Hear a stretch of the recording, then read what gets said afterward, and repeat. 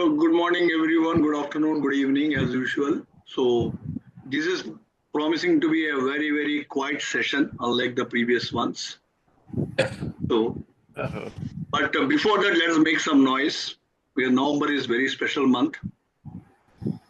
We have 7 of book club members born in the month of November. So, as the saying goes, legends are born in November. So, we have Anu, Rama, myself, Suresh Divakar, Kumud, Trivi, and VV Kumar. So happy birthday to all of you. And here's a song for you. Can you hear the song? No. No, not yet.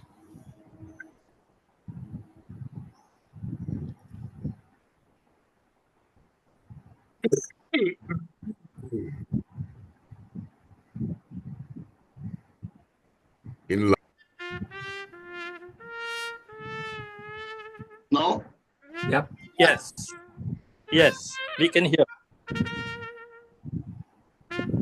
Oh my.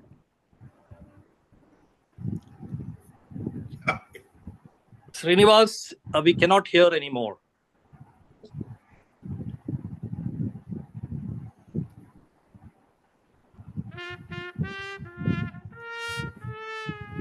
Can you hear? Yeah, yes.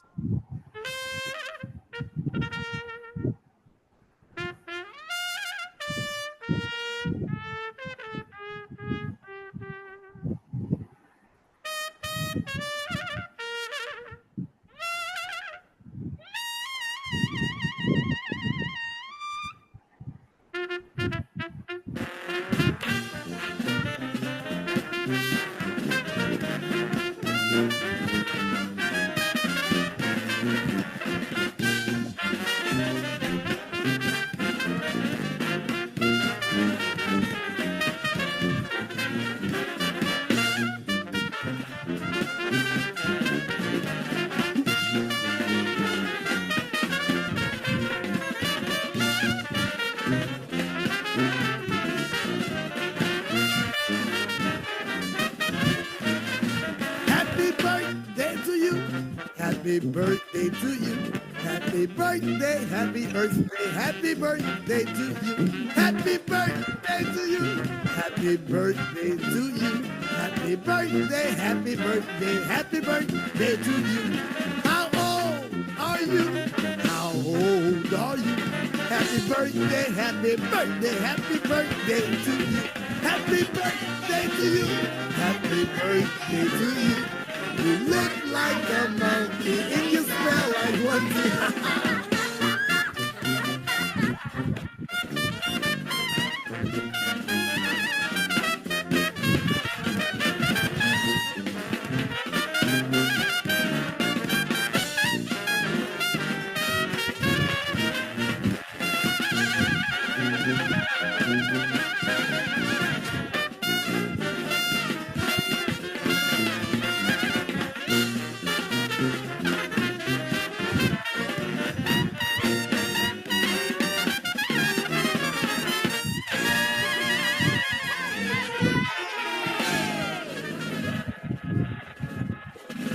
Happy birthday to all 7 of you.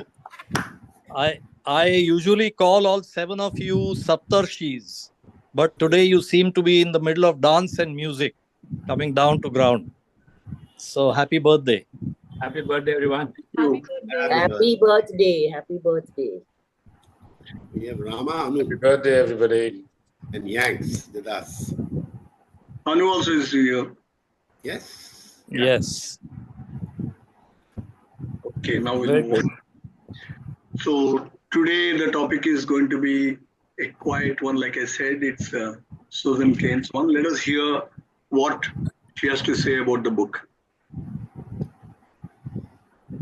So quiet is about the powers of introverts in a world that can't stop talking, and it's about the bias in our society against people who are quiet and cerebral and serious.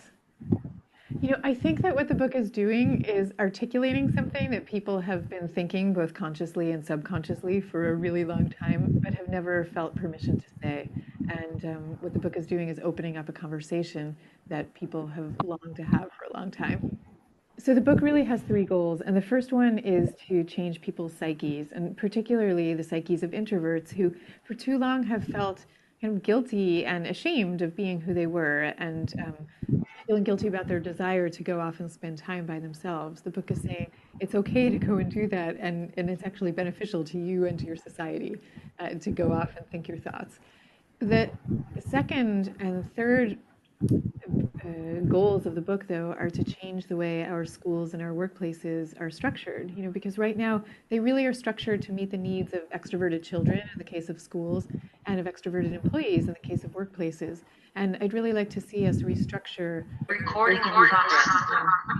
maximize the energies and the talents of both introverts and extroverts. For the individual, I hope that this is going to be a book of empowerment for many people to live their lives the way they were meant to live it in the first place. What I always ask people is to think, if you could spend your days doing exactly as you wished, if you could spend your work days, your weekends, the way you would like to spend them, would you be spending them with more solitude than you do now? Would you be socializing in a quieter way, with close friends and family, as opposed to the kind of socializing you do today? And I find that for many people, the answer to that question is yes, even for extroverts, because I think nowadays our society is so extroverted that even extroverts feel that they have to be on too much of the time and putting themselves out there too much of the time. And I'd like us all to have a little more freedom to be ourselves. And I would especially like us to give this sense of freedom to the next generation. So I'm hoping that this message goes out to parents and to educators to think differently about the next generation of quiet children and about the talents that they have and the best way to cultivate them as talented people and as human beings.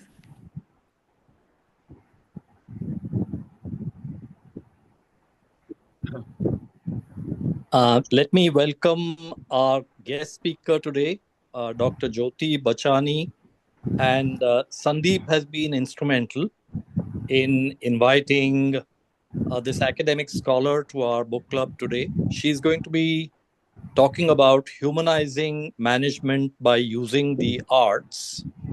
And this may be a broader canvas than the book that we are reading on introverts and extroverts. So I'm looking forward to her thoughts. Please join me in welcoming Dr. Jyoti Bachani. And Dr. Bachani, it's all yours. Thank you. Sandeep and I met in January. Was it February this year? I Yes, was the it was scholar in January. residence at the Management Center for Human Values at the IIM campus in Calcutta. And the workshops that I did there were open to the alums. So that's where I met Sandeep and the conversation started there. Thank you for the opportunity. Before I launch into what professors normally do, be a talking head, let me just quickly, popcorn style, ask you, what would you like to get out of the time that you have given me? What expectations do you bring? What's the productive use of your time? Yeah. So you want to stand for one person? Yeah.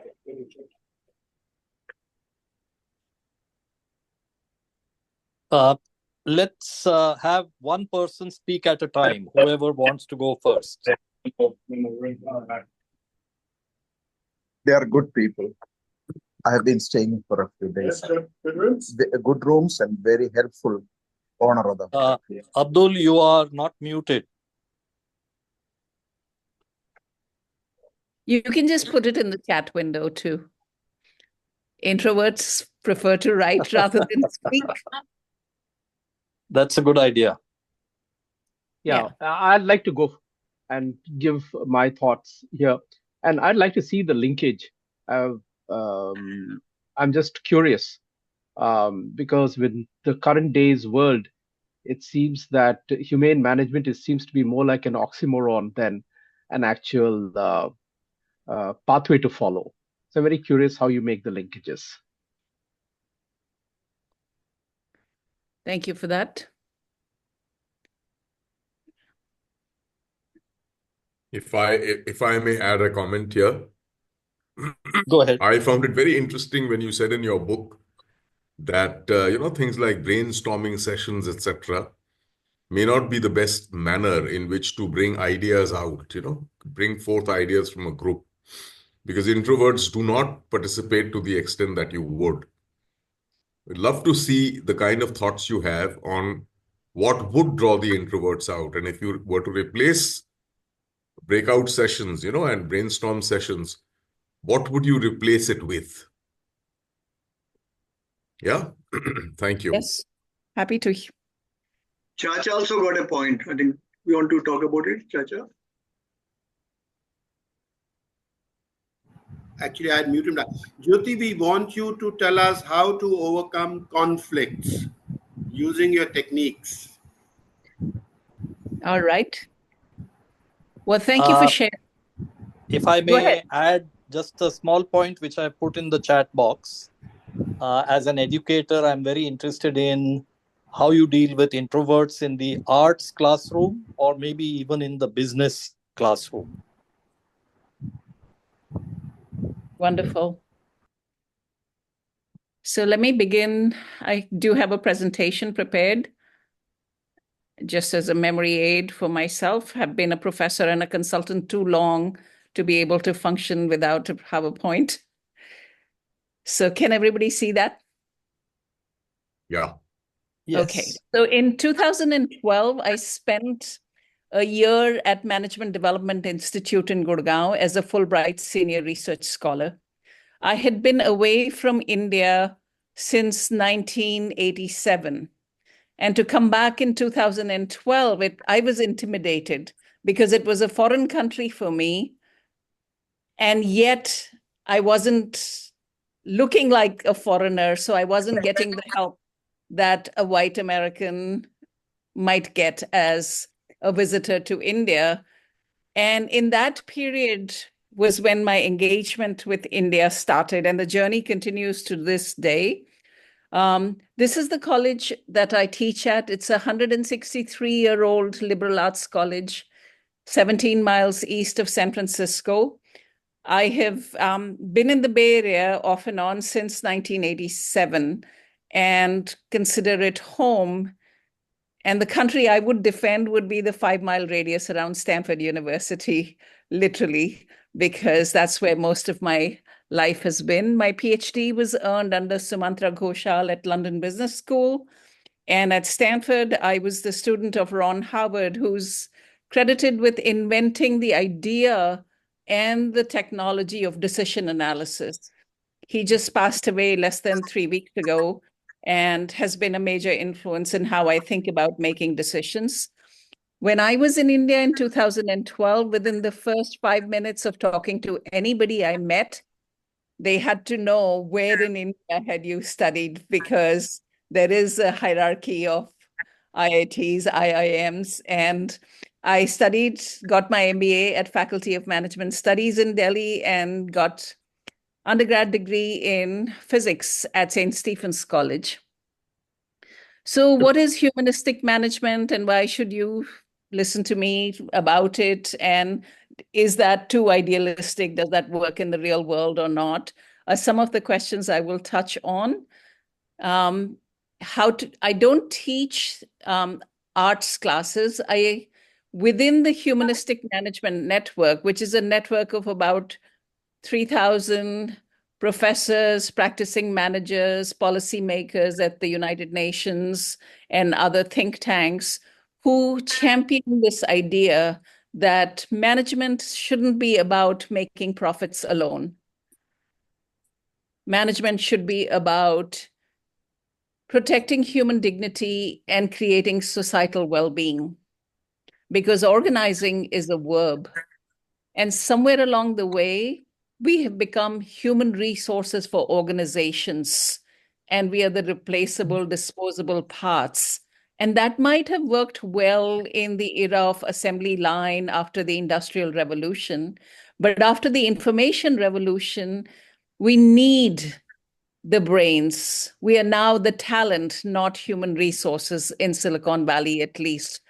So humanistic management is seeing a revival in terms of interests and what we offer to the world, especially after the pandemic, when we realized that none of the capital was destroyed, but all value creation stopped because people stopped working.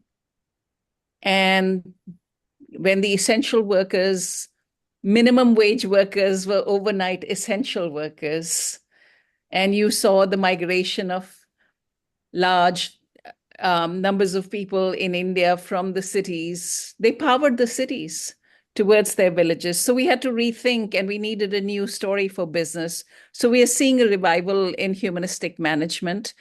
Let me quickly take you to a short video that explains it better than me speaking about it. It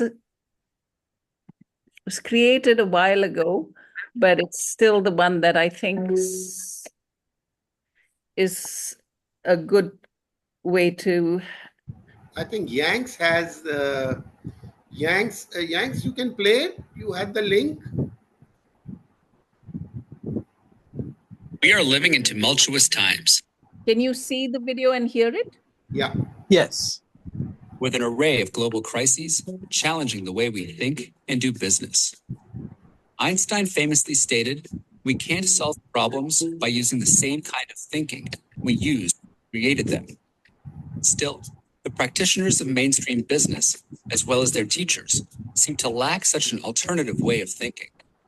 As William Allen, the former chancellor of the Delaware Court of Chancery, notes, one of the marks of a truly dominant intellectual paradigm is the difficulty people have in even imagining an alternative view. At the Humanistic Management Network, our work on conceptualizing this much-needed alternative humanistic paradigm starts by laying out the dominant narrative of the current economistic paradigm. We argue that our understanding of who we are as people fundamentally influences the way we organize individually, in groups, in organizations, and in society. We present these two narratives in business: the economistic paradigm, the dominant model, represented by Homo economicus, that accurately represents about 1% of the population, and the alternative model, the humanistic paradigm, represented by the 99% of the population. While more scientific evidence supports the latter perspective on human beings, economics, management have mimetically adopted an understanding based on assumptions supporting the former. The understanding of human beings as uncaring and narrowly self-interested has influenced the way business structures are set up, limited liability, and focus on profit maximization. The humanistic perspective allows us to understand the importance of care, the notion of human dignity, and the evolutionary reasons why humans only survived when organizing for the common good. This more scientifically supported perspective allows us to envision organizations as caring communities that converge to produce wider benefits. The Humanistic Management Network has chronicled numerous organizations that follow the humanistic paradigm. The fact that many organizations are run successfully and oftentimes better proves that alternatives to the current economistic understanding of organizing exist. Reality proves possibility and can thus theory. We argue that a focus on human dignity, understood as that which escapes all price mechanism and is valued intrinsically, can improve theoretical accuracy of current paradigms. If we set out to organize in ways that include the common good, we may be able to understand how business can contribute better to solving current global problems. To learn more, visit www.humannetwork.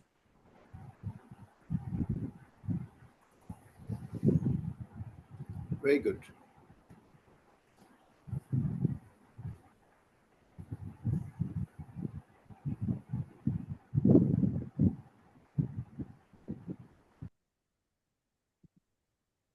So the voice you heard over there was the founder of the Humanistic Management Network and now Humanistic Leadership Academy and the International Humanistic Management Association. He's a professor at Fordham University in New York. His name is Michael Pearson. I first met him more than 15 years ago at the Academy of Management, where Professor Anil Gupta from IIM Ahmedabad was being given an award for his work on grassroots innovation. And most of you might already know about his work, but he's since retired and he's running a series of other organizations, Shrishti Foundation, Honeybee Network, Techopedia, and he basically led the IIM students on village walks on foot to discover grassroots innovations from the villages of India, documented them, helped some of the traditional farmers who were illiterate but had been farming for generations, so had like cures for plant diseases and understanding of things. He even helped them get patents and things like that. He's been awarded by the President of India several times and holds an annual exhibition in Delhi and various things. You can look up his work. But that's Michael Pearson and some of his work across the world. We have many chapters. I helped start the chapter in India when I was visiting India frequently to take care of my mother at the time. But there are chapters in Mexico City, in Philippines. So this network is very wide and has many different people doing many different things. It isn't like one way of doing research. At IIM Calcutta, Professor Ramya Venkateshwaran and Nisigandha Bhuyan are now part of this network. At IIT Bombay, Professor Ashish Pandey. At IIM Bangalore, Vasanthi Srinivasan. So there's people who study authentic leadership or study post-capitalistic systems or giving voice to values. Within that big tent with all different tent pole holders, I hold the pole that says how to use the arts to humanize management. And I picked up that pole because I've always had interest in poetry all my life.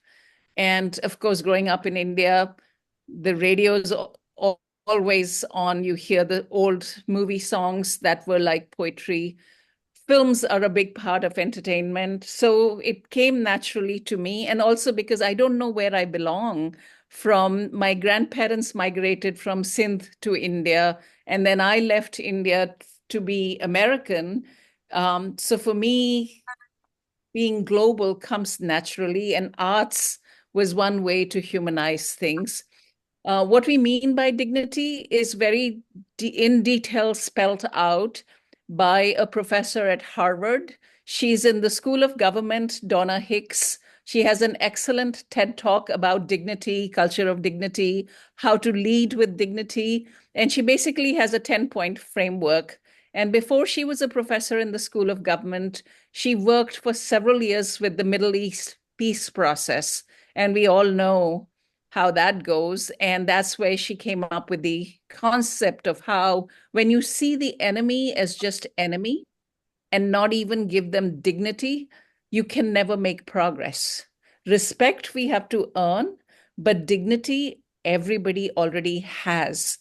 So I encourage you to look up her work if you want to know more about the concept of dignity. But humanistic management isn't sort of a simple definition, but lots of different ways of doing things. And I'll share the link to the website so you can see many of the projects and how to get involved. I'm going to go to what I know about, and that's about the arts. All of you will recognize Mona Lisa, arguably the most famous painting in the world. Many of you in India will know this. This is the Rajasthani style of painting, and this particular image is called Bani Thani. And it is so common in North India that it might be considered the Mona Lisa of India. And an artist from Kishangarh created this. And when I saw the Bani Thani Mona Lisa, it just said so much to me. I could identify with it in a way of multiple layers to our identity. All of us who are global corporate gypsies have multiple layers to our identity, and this hybrid existence is what this image captured for me. And I often use it to introduce myself to my students so that I'm not just seen as, oh, the Indian professor or in India as, this American, or where do you belong? So this helps. Most people in India will know the story of the epics of Ramayana, of Mahabharata. Most people I know have not actually read the books. Not even like maybe the Amar Chitrakatha version of it, but nothing beyond that. Maybe you've seen the Ramanand Sagar Ramayana serial, but something about the culture and the arts, that it's so pervasive that we learn it by osmosis. And we learn it by osmosis to the extent that we don't question the assumptions on which it's built, and we can turn to it to find answers. When we see epic battles, we can use the references and say, a character's name, and you will instantly know what that means. Because that shared context. Similarly, the visual language is so powerful that I don't need to tell you what movie scene this depicts, because most of you, even if you have no interest in cinema, will recognize this because they're just that subtle and pervasive and are embedded in our consciousness, even if they're not from our contemporary times or our contemporary interest level. So that's the importance. This image in particular, the one I'm showing, it was recreated when the British Prime Minister visited India with his wife, and they had a red umbrella. And if you didn't see it, I would be very surprised. But it became an iconic image, partly because everybody knew of this image, 007. So there is a way of communicating through visual language that artists know, that me, trained as an engineer or physicist, was not so familiar with, but wanted to know more about and wanted to understand. Here in California, the Wild West, the cowboy mentality of leadership, of being supremely independent, was so different from my understanding of leadership being, something that you bring everybody together. You're the spokesperson. There isn't a leader without followers. So recognizing that we need the followers to be leaders, and it's not an independent thing, was some of the sort of ideas that led me to humanistic management and picking this up. Talking about how do I use these things in the classroom, how to engage the introverts, how to solve conflict, and various things. I'll just share some examples. I bring images to the classroom. So these are some of the images that I might bring on sheets of paper. There's a formal deck sold by the Center for Creative Leadership, and it's called a Visual Explorer. And I can do this exercise with you to say, look at these images, pick one. Just pick one that speaks to you. And then we can go around and ask you to say something about that image and why you picked that. And as you speak, you will recognize that each one of you has a unique vision. And as you talk about the image, it'll reveal something about you that even the friends that you have hung out with for a long time might not know. Or it might be just a check-in to say how you're feeling. Well, I'm feeling blue today. Or, oh, I love the tree because I'm a tree hugger. And various other ways to start conversations that would not occur if we didn't use a tool like this. Sometimes I have students make art in the class. So these are paintings that my students make. At the beginning of the class, these are mid-career MBA professionals working for Cisco, Oracle, Microsoft, and coming to get their MBA because they're recognized as movers and shakers. And they say, oh, I'm not an artist. And we get them to do things. They actually end up making things that they're so proud of that they take them home, take pictures of it, and make it the homepage on their cell phones and admire each other's work and recognize that all of us are creative. Creativity is not just for the artists.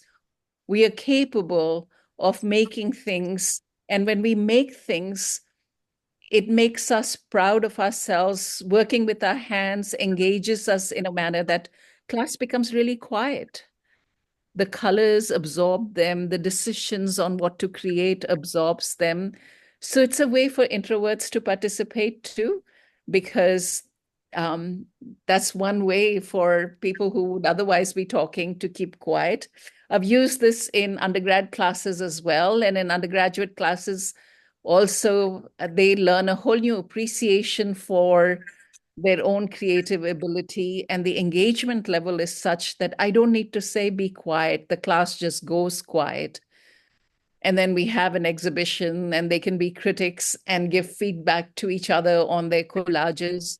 And collages can be a way to say what my vision is for the future. You know, we used to do this amongst friends as a New Year's exercise, bring a bunch of old magazines, just cut out images that appeal to you, make a collage, and then say, this is what my vision is for my new year. And then that vision then becomes something that drives things.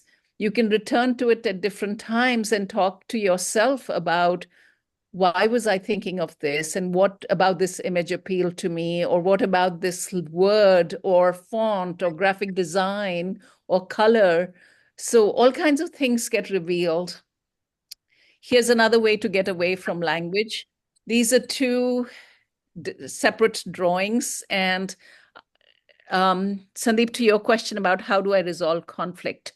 So I teach the strategy class, which is the last class in the MBA after they've already done many other classes, and they move as a cohort and their patterns are set. I'm the newcomer in the room on the first day of class. They all know each other. There are groups that have severe conflicts, and I walk into the room not knowing who doesn't get along with whom, who I can't put in the same team. So I have to reestablish the norms. So I will go in and show these two images and say, we're going to spend 10 weeks together, 4 hours every week.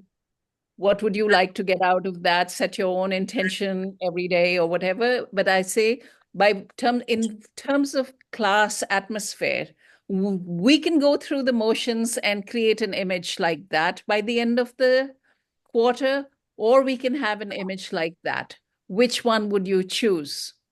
And all of them invariably choose the mandala over the chaotic image. There's enough chaos at their work, in their lives, in other things, that when they come to class, it's nice to have structure. It's nice to have something that they can collaboratively co-create. So when conflict surfaces and teams are on the verge of blowing up, I'm doing more work, so-and-so didn't deliver, I don't have to do anything to say who's good, who's bad, or get into the nitty-gritty. I just have to remind them and pull these up to say, what do we want our class norms to be?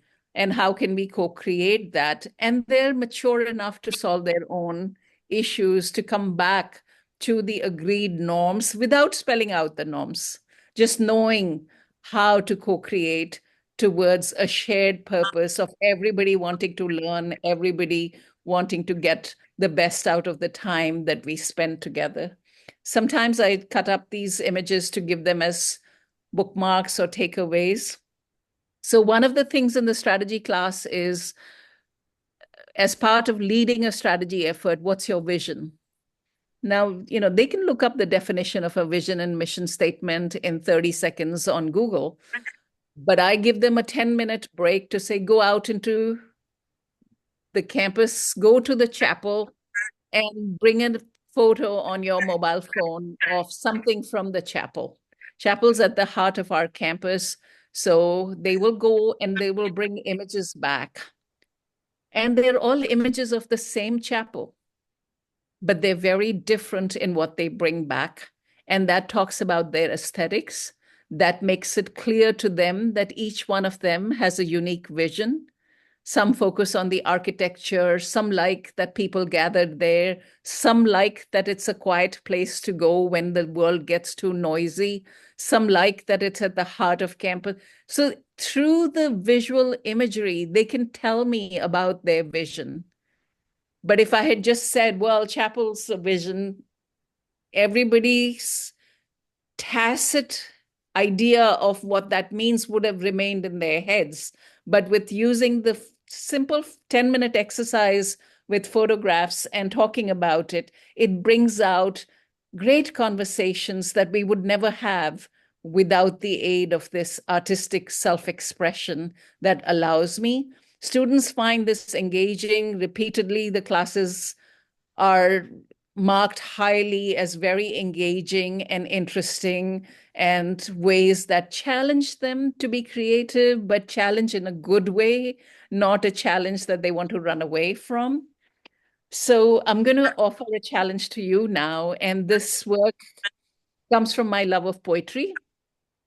One of the best known thinkers of 20th century in management was Professor Jim March of Stanford University. He wrote many books that are known as classics that everybody who goes through the PhD program in any business school has to study. Secretly, he was a poet. Just as Bajpayee was a poet, Jimmy Carter was a poet, and there are other closeted poets. And Jim March, in some of the lectures, says to, in a Harvard Business Review article, in fact, said that poetry is just like theory. It can help explain the world. And theory usually is too simplistic, just as I was trained in engineering, if this, then that, as the algorithms are written in coding. But management realities are more complex. There's ambiguity. There is paradox. There are contradictory demands we have to balance.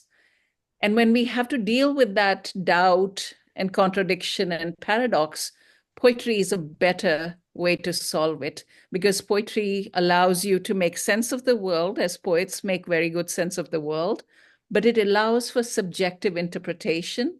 It allows for engagement, not just of the intellect, but also of your imagination, because poetry is sometimes nonsensical, and we have to make sense of it by bringing in our prior experience, by bringing in nuances.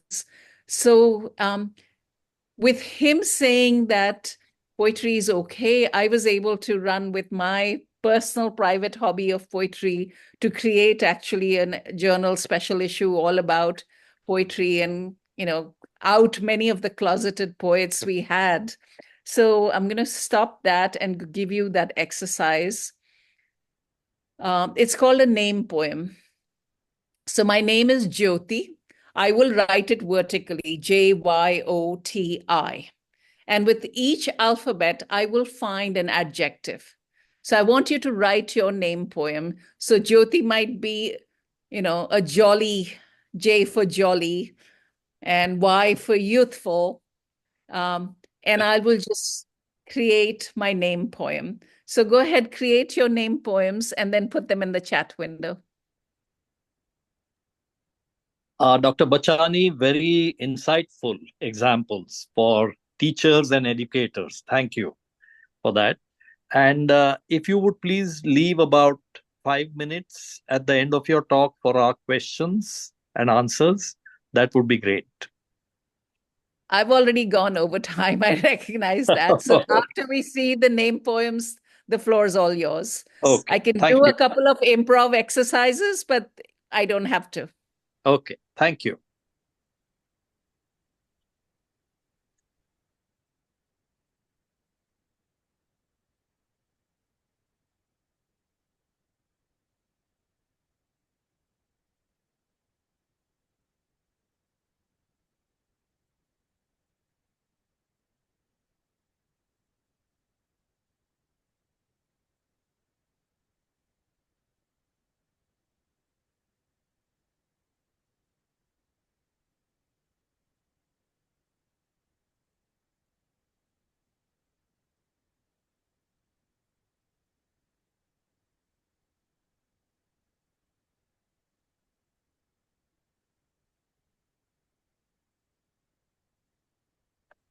Srinivas, you have a long name. You're just doing this with Jyoti, right?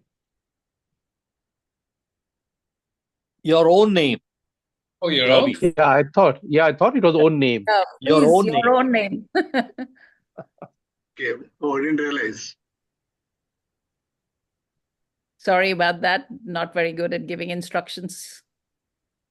No, we are not very good students. I have put out mine, so you can use that. I put it in the chat window, Jyoti. Okay. Ramarao has something.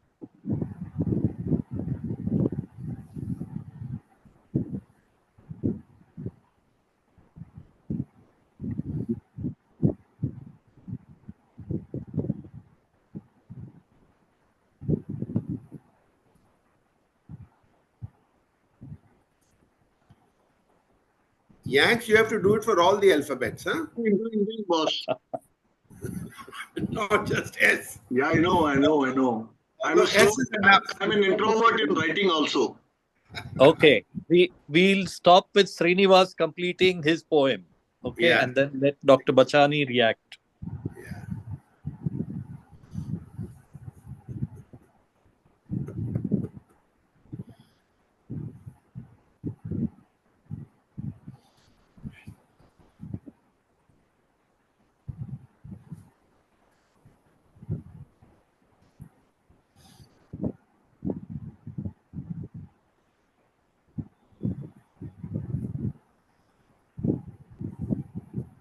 Srinivas, you've actually done it.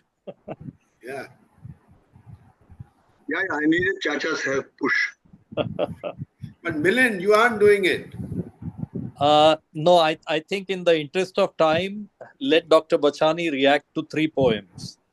Okay. Well, I'm not going to react to the poems. I'm just going to say pat on the back for attempting it, for writing it, for sharing it. It takes courage to share. And it is challenging to write. It is figuring out who you want to be today in this moment. Mm-hmm. And this is an exercise in which you're allowed to use Google to look for adjectives that begin with whatever. So you can take your time to do it later after the session too. And it can also be a way, my students find it self-empowering because then they can say no to certain assignments, to say, this is not a project I want to be involved with. It's not consistent with who I want to be or who I aspire to be. It also, this generation suffers from FOMO and they have more information and more opportunities than ever before. And knowing what to take and what to not take is great. But that's hard to know if you don't have a well-defined image of yourself. And this is one way to do that. Great. I really appreciate your taking the time, Dr. Bachani, to spend with us and give us such insightful, creative ideas. So with that, let me ask Sandeep to conclude with his thanks to you. So go ahead, Sandeep. Thank you very much, Jyoti, for being with us. It was a very interesting, very enjoyable session. Just as the 4 workshops I attended with you at the Management Center for Human Values earlier this year in Jan and Feb. Thank you also for introducing us to completely different books we hadn't heard about, and from which we finally chose Quiet. And that is going to be the book that we will discuss now. You're most welcome to continue being with us and hear about what we have to say about the book and what reactions and reflections people will come up after that. Thank you very much. Yeah. On behalf of everyone in the club, once again, our heartfelt thanks, Dr. Bachani, and hope you will visit our club sometime in the future. Thank you very much.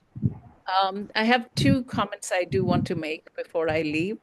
One is, how do I encourage introverts in my classroom? I begin with a minute of silence. And on the first day of class, after that minute of silence, I check in to say, how was that? And they give me permission to do it. They ask for it every time. They say, that was good. It helps me fully arrive. It helps me transition from letting go of the day to be in the classroom. So that's one way introverts feel comfortable. The second thing I want to do is end with the body movement for all of us. If you can all, thank you for listening. Give your ears a nice massage. Pull it as the teachers used to in school. Pull it from the top, pull it on the side, and then put the thumb behind it, rub it, stick the finger in, rub it. And the artists that I've done the workshop with who gave me this exercise said, even doing this for a minute basically connects your left and right brain hemisphere and balances things out. Yeah. So an embodied way to humanize and recognize that we all have the bodies. Thank you for inviting me. Thank It's been a you. pleasure. Thank you. Thank you. That was wonderful. Bye-bye. Brilliant. So, Srinivas, Stop the let's share, go to ma'am. the next slide. No, Jyoti ma'am can stop the share. Okay.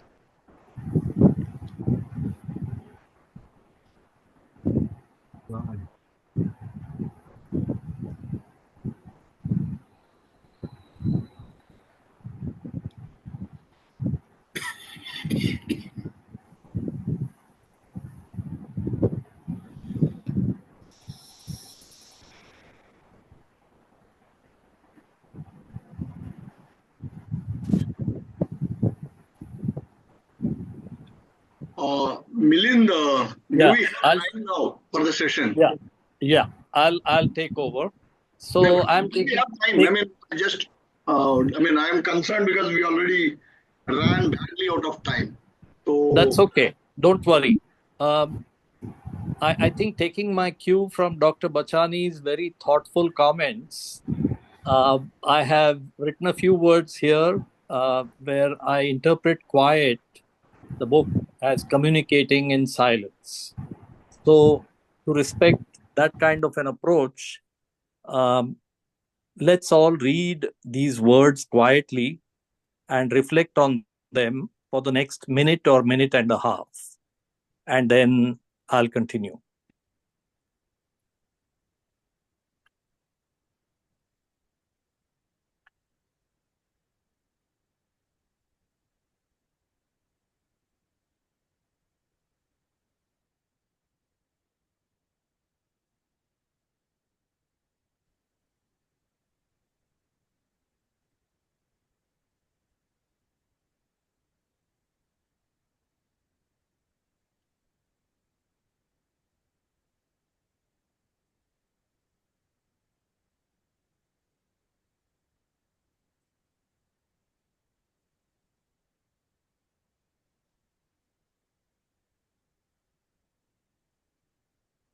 I'll give you another 20 seconds.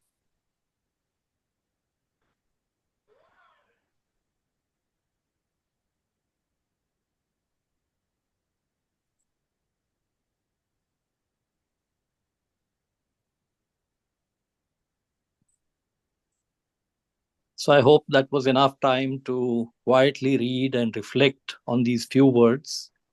I also want to say today's theme for the book is captured very well in a couplet from Rabindranath Tagore that I remember, a very well-known couplet. My Bengali is not very good, but I'm going to try. Jodi tor dak shune keu na ashe, tobe ekla chalo re, tobe ekla chalo re. If responding to your call, nobody comes by, then just walk on your own, alone.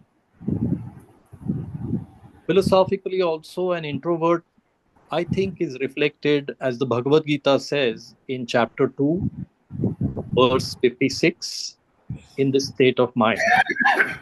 Dukheshu anudvignamana, sukheshu vigata spraha, vitaraga bhayakrodha, sthitadhi muniruchyate.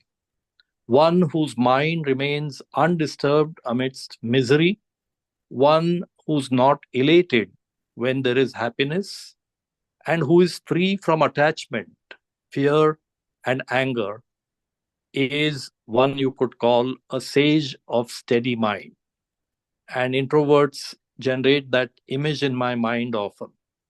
listening to another session on Buddhism with Srinivas, I heard the speaker recommend a couple of things.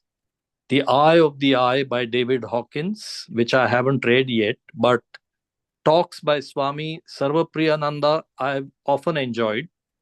One talk that's called Shunyam, that comes from Buddhism, and the other called Purnam, which comes from the Vedanta. So with those few ideas, let's move on to Sandeep, who's the reader of the month and who has very judiciously chosen Quiet from all the books that Dr. Bachani had recommended. So let's listen to his overview of the book Quiet before we listen to two other reflections by Nidhi and then Ravi. Go ahead, Sandeep. Yeah, Yanks, can I have the slides?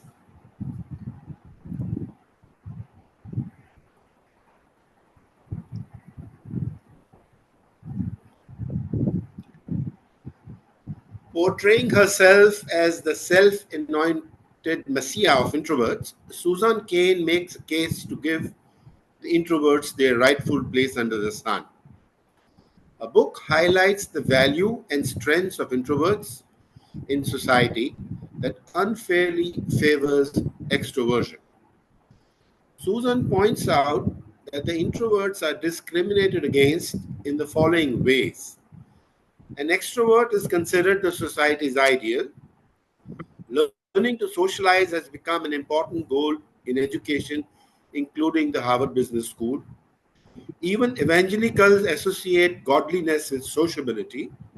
Toastmasters embolden their members to practice public speaking. Seminars on UPW unleash the power within, caution participants with threats such as lest your family die like pigs in hell. Introverts are made to feel inadequate by the emergence of an extrovert-centric culture, thereby causing an internalized shame amongst the introverts. Pharma companies cash in with drugs such as Serentil for the anxiety that comes with not fitting in.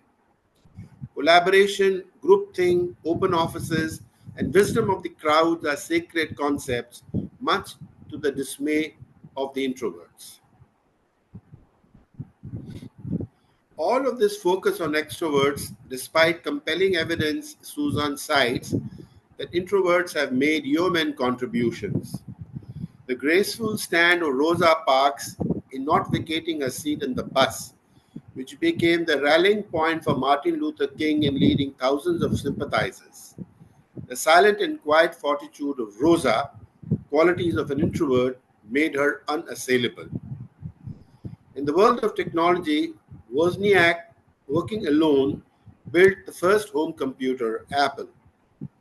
Deliberate practice in solitude was identified as the key to exceptional achievement. Introverts stay with the problem longer. Quiet work done by Eleanor Roosevelt in face of her husband Franklin's opposition influenced American policies in giving a voice to introverts. Highest performing traders are emotionally stable introverts. Susan found that introversion could be detected in childhood, and biological studies of amygdala prefrontal cortex showed patterns. This gave rise to studying the role of nature over nurture of our temperament. Temperament is destiny. As they say, mool swabhav kabhi nahi badalta hai. While temperament is the foundation, the personality is the building. 50% of our personality traits are heritable and inborn. Temperaments influence us regardless of the lives we lead. Other observations by Susan are decline in empathy due to hyper-competitiveness. Extroverts are more reward sensitive. The rise of the extroverts came with its own set of issues, such as the winner's curse and the phenomena the bus to Abilene, both because quick talkers were considered more capable and groupthink appealing. Soft power cultures whose introversion is not looked down upon, difference barrier in Asia, introverted, Europe, extroverted, Dongxi, understanding is praised. Leadership by water rather than fire, conviction rather than dynamism. Restraint, Gandhi believed, was one of his greatest assets, and it was born of his shyness. Shyness has been my shield. Don't forget to cultivate the shy, the gentle, the autonomous. Appearance is not a reality. Thank you. Now over to Nidhi.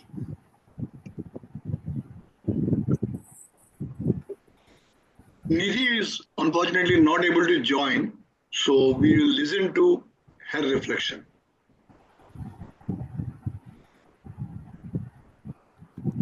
Hello, everyone. Hope you enjoyed the book. I quite enjoyed it. Susan Cain makes a compelling case in Quiet for a greater balance of power between introverts and extroverts. She speaks for the benefits that introverts bring to society. It's an old dichotomy, the person of action versus the person of contemplation.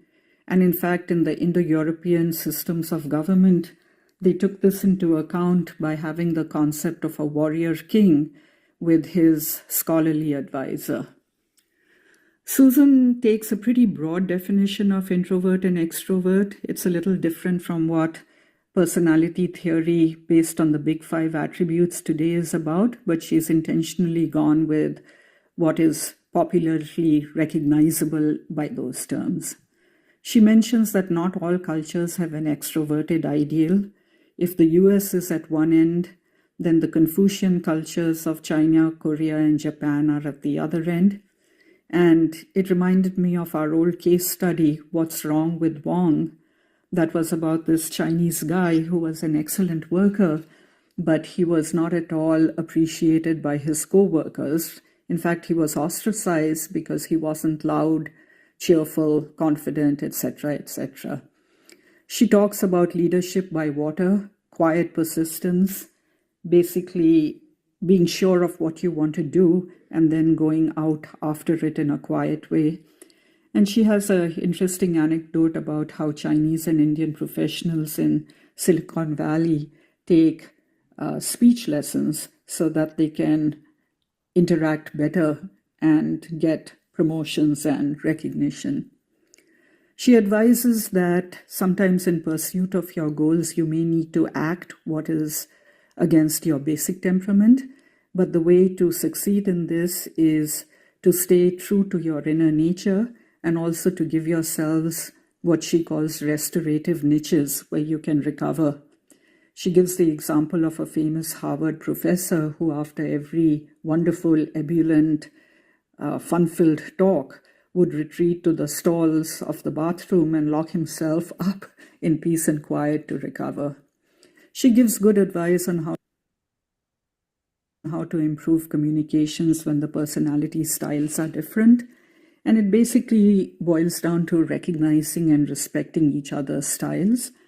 And this could be particularly useful in multinational companies when you're negotiating across cultures with completely different styles.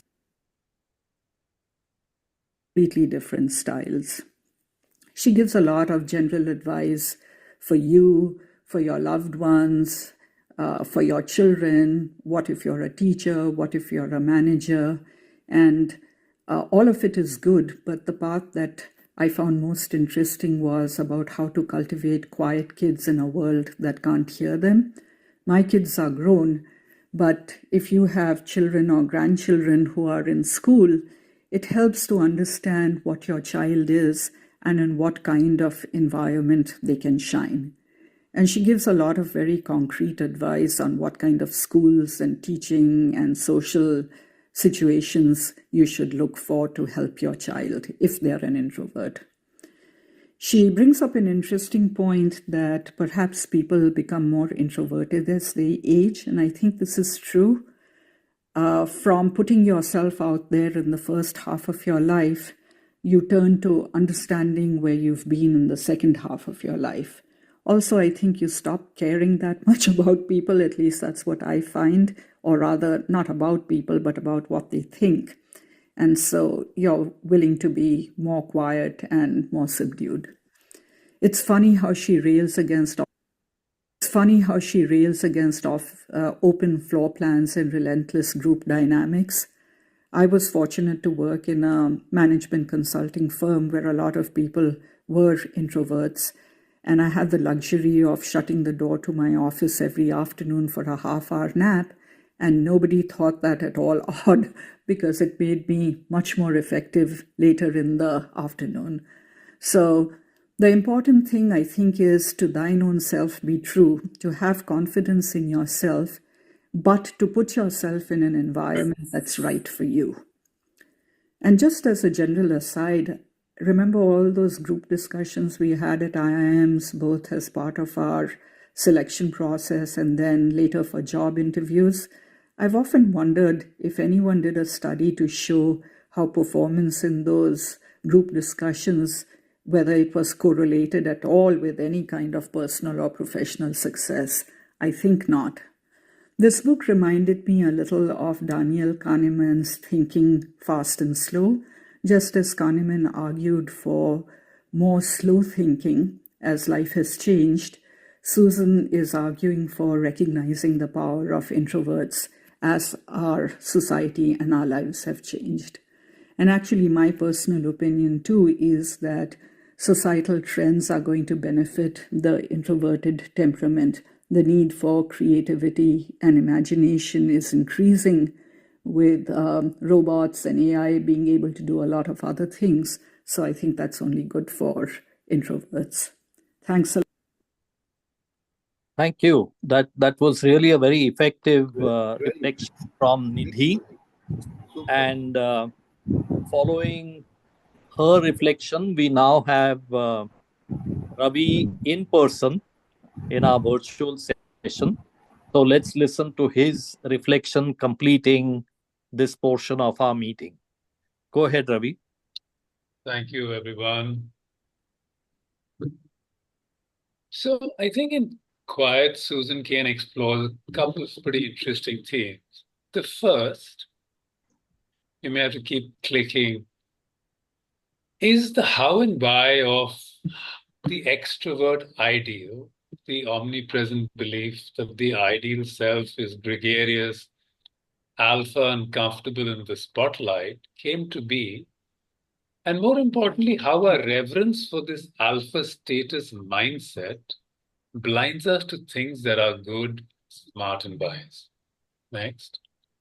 Susan argues that at the turn of the 20th century, America transitioned from a culture of character to a culture of personality, where, in the words of the culture historian Walter Sussman, every American was to become a performing self. When the 20th century arrived, a perfect storm of big business, urbanization, and mass immigration blew the population into cities. Americans found themselves working no longer with neighbors, but with strangers. Citizens morphed into employees, facing questions of how to make a good impression on people with whom they had no civic or family ties. Next. The second idea she explores is this new group thing she calls that elevates teamwork above all else. It insists, this group thing, that creativity and intellectual achievement come from a gregarious place. Now, the mighty force, according to Susan, that influenced this was the rise of the World Wide Web, which lent both cool and gravitas to the idea of collaboration. On the internet, wondrous creations we produce with shared brainpower, Linux, Wikipedia, and the like. These collective productions, exponentially greater than the sum of their parts, were so awe-inspiring that we came to revere the hive mind, the wisdom of crowds, the miracle of crowdsourcing. Collaboration became a sacred concept as a key multiplier to success. Susan Cain makes the argument that the combination of these widely held beliefs is harmful, both at an individual level to someone who's introverted, as well as to society at large, because according to the author, the world would have been a much poorer place without the enormous contribution of introverts. Next. Introversion, in her words, is now a second-class personality trait, somewhere between a disappointment and a pathology. Extroversion is an enormously appealing personality trait, don't get her wrong, but we've turned it into an oppressive standard to which most of us feel we must conform. If you are an introvert, you know the bias against quiet can cause deep psychic pain. As a child, you may have overheard your parents apologize for your shyness. These students inhabit a world in which status, income, and self-esteem depend more than ever on their ability to meet the demands of the culture of personality. As a consequence of the pressure on the young child to conform to the extrovert ideal can lead to anxiety disorders. Next. Today, psychologists agree that extroverts and introverts differ in the level of outside stimulation that they need to function well. The flaw in the groupthink around teamwork is that we all fail to realize that what made sense for a relatively anonymous place and anonymous interactions on the internet might not work as well inside the face-to-face, politically charged, acoustically noisy confines of an open plan office. Instead of distinguishing between online and in-person interaction, we use the lessons of one to inform our thinking about the other. Some of the most important inventions and advancements that have come from introverts working in solitude. And what's so magical about solitude, Chacha referred to it, is that only when you're in solitude can you engage in what is called deliberate practice, which has been identified as a key to exceptional achievement. Deliberate practice takes intense concentration, and other people can be a distraction. But most importantly, in deliberate practice, you work on what you need to work on personally, what is most challenging to yourself. Next. Sorry, just one slide.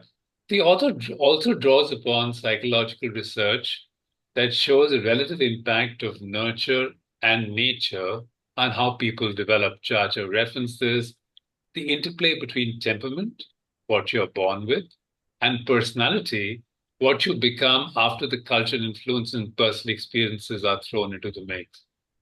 As well as why evolution process has found it important to preserve the genes that cause us to become introverted.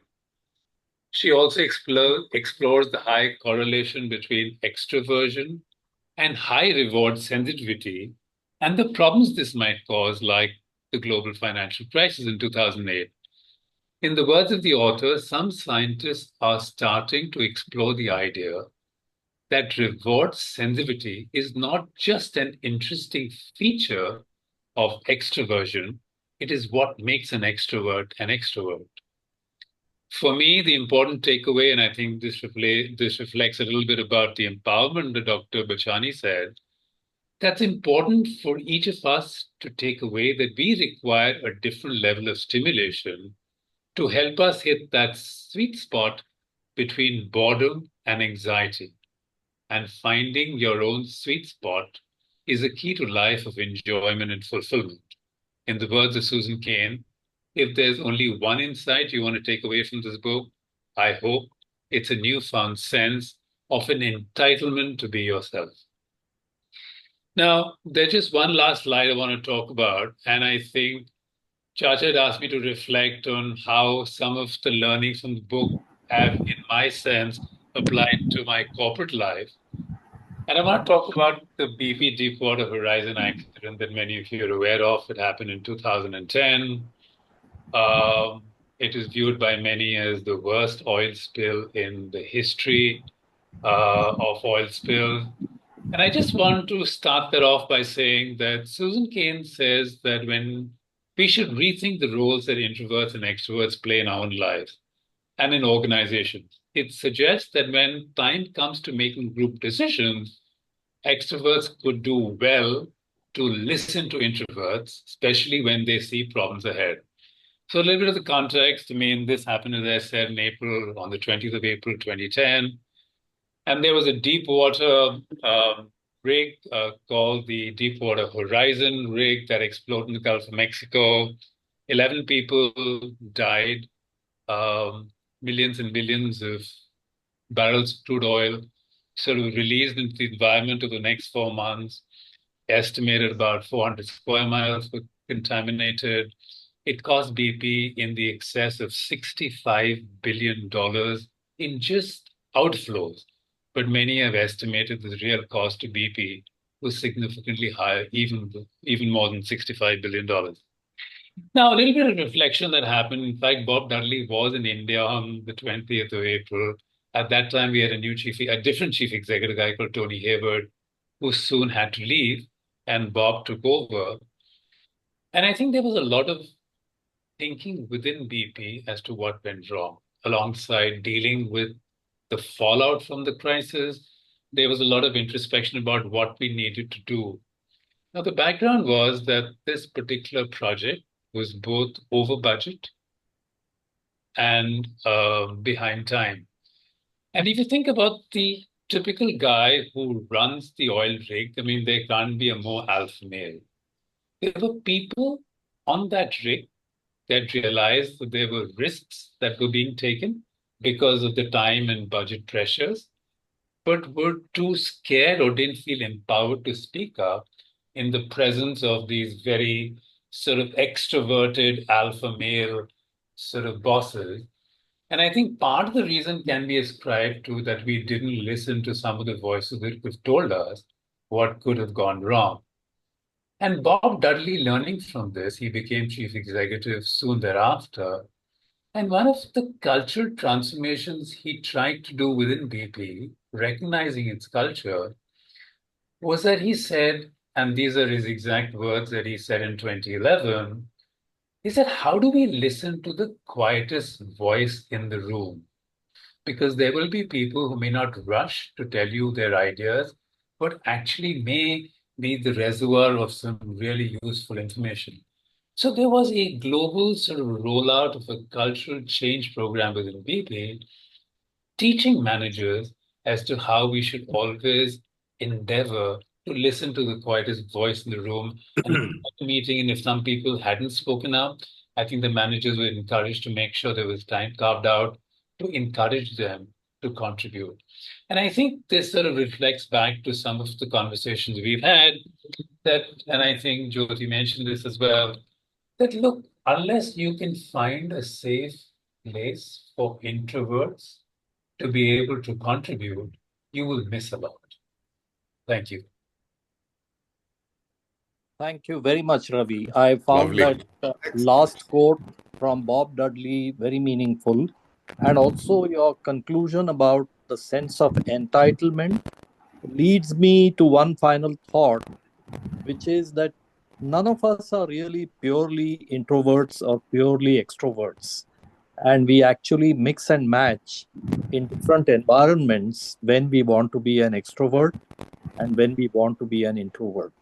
And towards that end, a video between Vivek Murthy and Sadhguru that you had shared brought this out very well by saying, reflect, imbibe for 2/3 of the time and speak only for 1/3 of the time when you are likely to be very effective. So on that note, I'll stop here. Thank you very much, Ravi, for a very insightful reflection. And let's go to the open session. Shall we just listen to this video for a minute, Krips, or we open? So the idea was, I realized I was out of time, and I said there'll be lots of reflections. And what I'd agreed with both of you is that if there is time at the end, I just like to set this up for a minute and then play this. But I think what's more important, we're way out of time, that if there are people who want to, and many people probably wanted to reflect, let's listen to those voices. And if there are 2 minutes, this feeling of loneliness and isolation So what? I mean, we play or we'll have a reflection? Why don't we listen to the other voice and then we can play this at the end if there is time. Yeah. Yeah. So let's start the open session as Ravi said, and we'll get to the short clip at the very end. So go Phillips, I ahead. have a question for you, if I may. I loved your example, it's so, so absolutely on the ball, to the point, your BP example.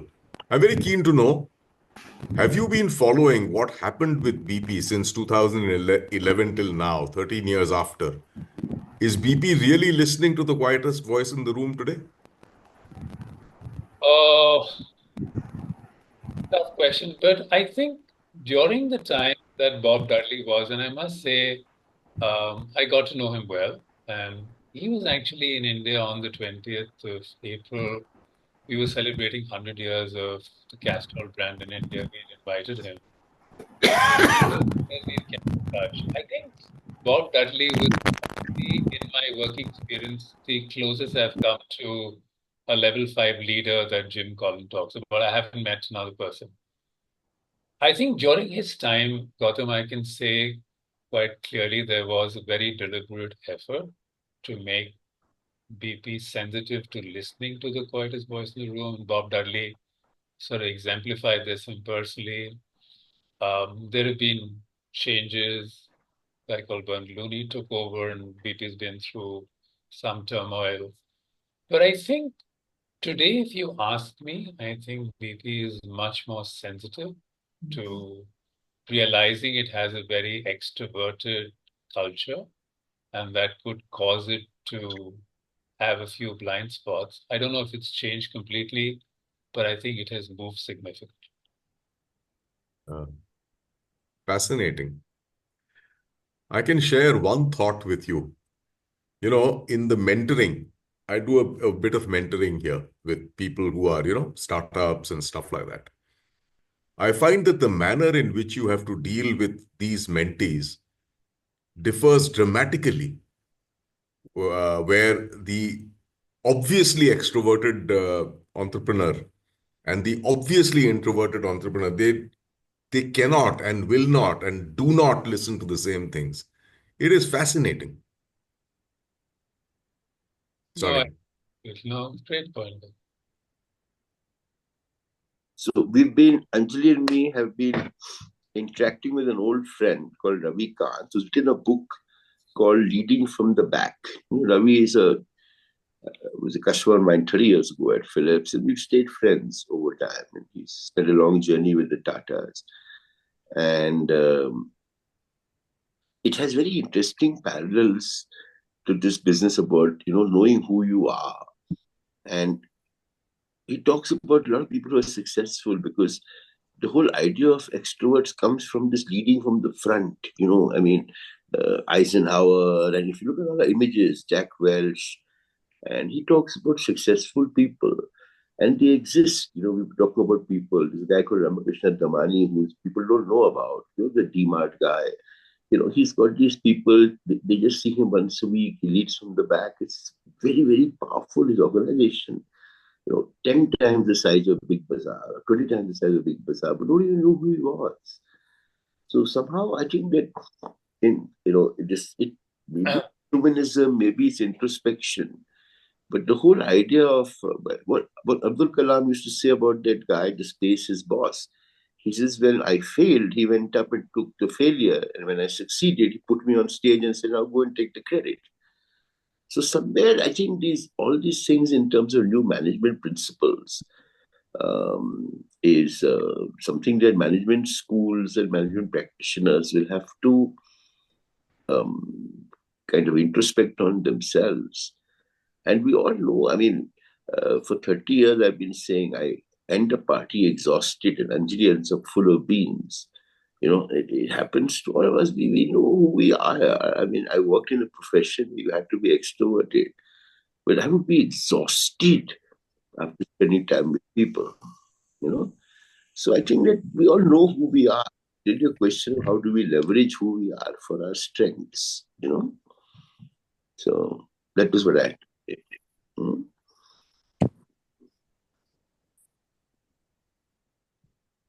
just to quickly share my personal experience, in '86 when Lintas headhunted me, and I thought I was the wrong guy to join there because I consider myself to be an introvert, and the advertising profession is not typically meant for them. So when I joined them, I was really a square peg in a round hole, and I just didn't belong to that group. But surprisingly, over the next 3 to 6 months, they sort of like embraced me, they adopted me, and I worked with them for 10 years. And they accepted me as I was, and I could contribute whatever I could do while remaining introvert. I mean, I didn't change much during the 10 years. They didn't make me change. And so I think there is some organizations, some groups, they sort of like intrinsically accept. But I think the point that what I took from today's session is that you have to believe in yourself. So there is a stress on introverts by society. So I think for our children, our grandchildren who are introvert by nature, we have to protect them, and then we have to ensure that they have a confidence and they have belief in themselves. Then I think world recognizes.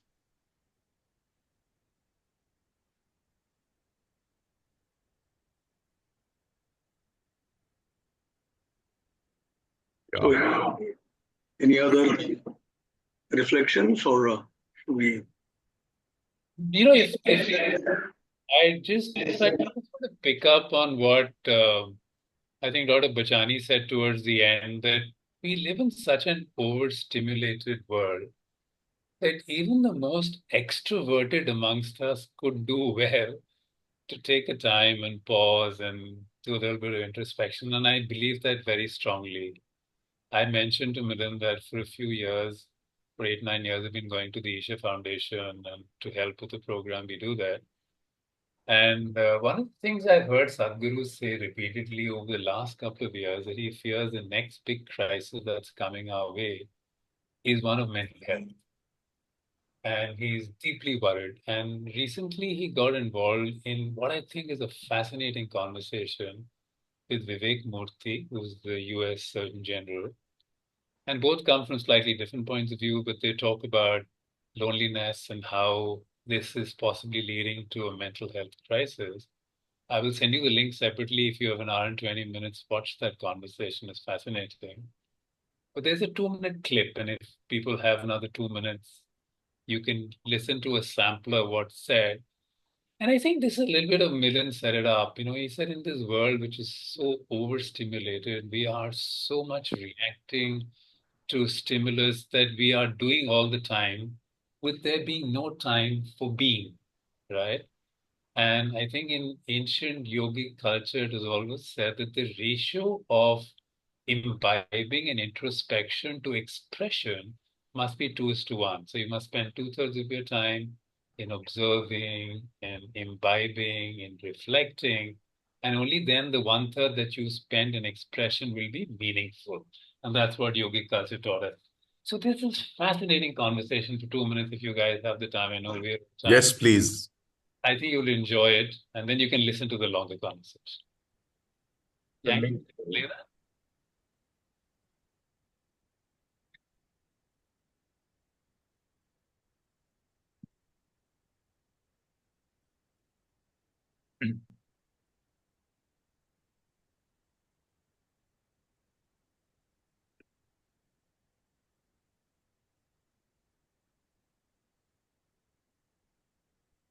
Very, very common. This is not a simple issue, this is a massive issue. It's one of the fastest growing problems on the planet. In the United States, certainly during the height of the pandemic, 50% of adults were struggling with loneliness. And if you look at young people in particular, well more than 50% report experiencing loneliness. It's possible that in another 10 to 15 years' time, there'll not be a single family without at least one person who is mentally broken. So one thing was maintained in yogic cultures, how much time you spend in imbibing things or perceiving things, and how much time you spend in expression. If you are 2/3 of the time imbibing, 1/3 if you express, your expression will be profound and worthwhile for everybody. It will not be just noise in the world, it will be of some value. But today, because of very early opportunities to express, even a 6-year-old child has something to say on the Facebook. In this expression, there is no opportunity to perceive and imbibe life, simply flaky noise going on. So as human becomes more and more din, then being lonely is a natural consequence. So the perceptual dislocation is heavy right now in the world because nobody has spent time with anything. A tree, an insect, a worm, a snake, a bird, soil, what's happening around them? The more you're consciously engaging in those transactions, not necessarily talking to human beings, the more stable you will be in body and mind. And they're not two different things.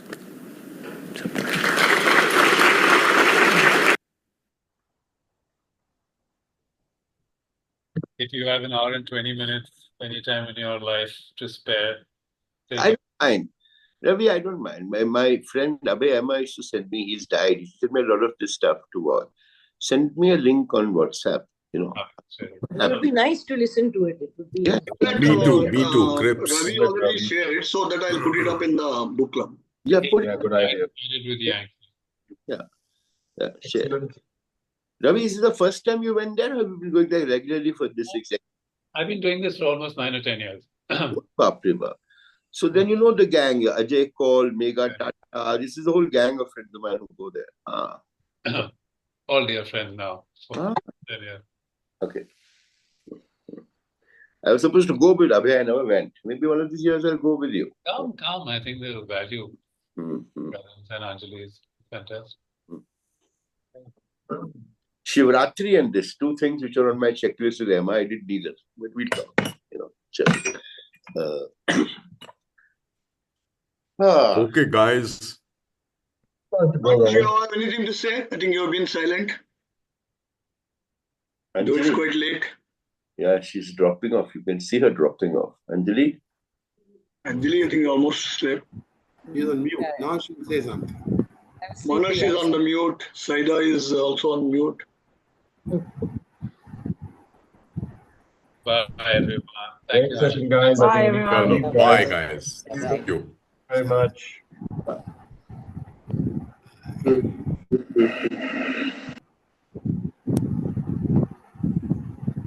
Okay, Vinita, so see you next month.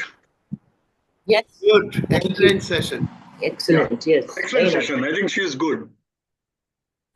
No, she was good, but it also brought me a lot of memories because that's the kind of way we do our teaching also. Yes, I think you must be connecting up. I mean, it's actually more meant for us. We don't think that way. Yeah. And that humanism is, of course, definitely that again brings me back to my own field. So, that is a bigger topic, and unfortunately, that is a losing one right now. Correct. Yes. I don't know whether there's any solution for that, but I think that needs to be talked. Yeah. Okay, so when are you coming back to Bombay? I think first week of December. Enjoy, Cal. Thank you. How are you? How are the grandchildren? Yeah, they are coming in December, Vinita. Okay, that's nice. Yeah, so we're going to have full house. Full house, yeah. Chalo, you must be looking forward to that. Yes. And grandchildren are fun. I can vouch for that. Yeah, we also have that. And this age, especially till they are older, we should really I think, this is a golden sweet spot. I mean, they're reasonably innocent. Yeah. It's so nice to listen to, even as they grow up, the kind of different kind of things they come up with is really interesting. Yeah. Chalo, okay. Thank you.